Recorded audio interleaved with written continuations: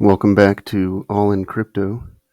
I got to keep it down because I got the kiddos sleeping next to me, but had some thoughts on Bitcoin that I kind of wanted to share. So first thing is we're looking at the Bitcoin chart on the monthly. I wanted to run some Fibonacci's on here and see what we come up with. So all the way back in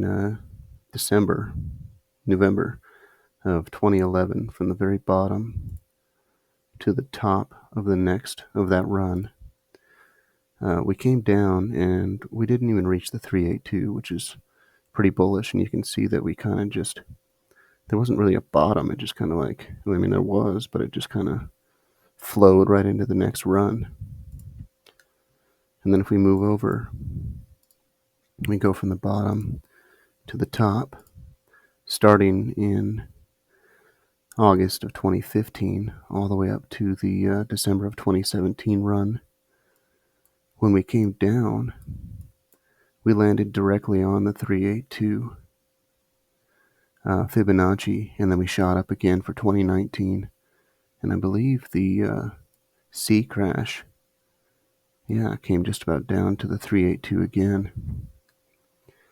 And now, moving on to our next run, which was just last year, from the bottom to the top, we went below the 382, but we found support so far on the 0.5, right over here. Now, as you can see, I see us in this falling wedge right now, and we've got some massive resistance coming up here. So in the past, we'd hit the 50 EMA, we never went below on the monthly. And then you come over, and on the monthly, we did go below, but it took 1, 2, 3, 4 months in order to get up above. And we finally broke up above, and that only led us to a retrace of the 786, and then we came back down. But then we didn't go below on the C crash in 2020, and then we went up, and again we're below, and right now we're 1, 2, 3 months below. Is this going to take 4 months like it did back in 2019, or are we going to be able to get above in 3 months? And I'm not so sure. We're at the beginning of August right now, so that's going to be a lot of resistance. Let's move down to the weekly chart here. And if we continue to follow this, falling wedge here, which is one of my favorite patterns, because the majority of the time, once you get towards the bottom or somewhere around here, they usually break out to the upside. And then the target is usually previous all-time high.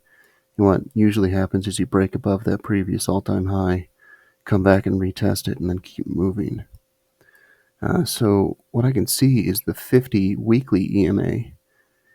We're looking like we might be running right into it, right around the $30,000 range, which is a pretty strong resistance, not only because of the round number of 30,000, but you can see that we've got all these wicks right here. Right here's at 32,000. There's a lot of strong resistance coming in here, right about there. Some over here. This was previous support, and then finally support until we finally broke through. And normally when you break through such a strong support line like this, you've got to come back and retest it. And so we also had the green dot down here on the Fu Manchu, and we've had this nice bounce. Previous resistance on this trend line, broke it, came down to test that trend line again, and now we're testing it again. And I could see us, let me grab my brush tool, I could see this move playing out, moving around, coming up and finally hitting the $30,000 mark, which at that time is when I think the 50 EMA is going to come down there as well. And I feel like we could come up and just hit the 50 EMA, hit the $30,000 mark, and have a bounce to come back down. which would lead us right now, would give us a nice run up of 22% on Bitcoin, almost 23%. And if we did something like this, to remove this Fibonacci, we can put a new one on and put it up to the $30,000 mark. And after we hit the trendline resistance, the 50 EMA, and the $30,000 mark and get rejected, which we most likely will, we could come back down, hit the 618, possibly even go down to the 786. And then, let's say we go down to the 786, then have a breakout, come back down, retest at the 618 and the trend line as support, and then start moving our way back up. And that's kind of what I see for the long-term time frame. I'm not exactly sure when we would hit this.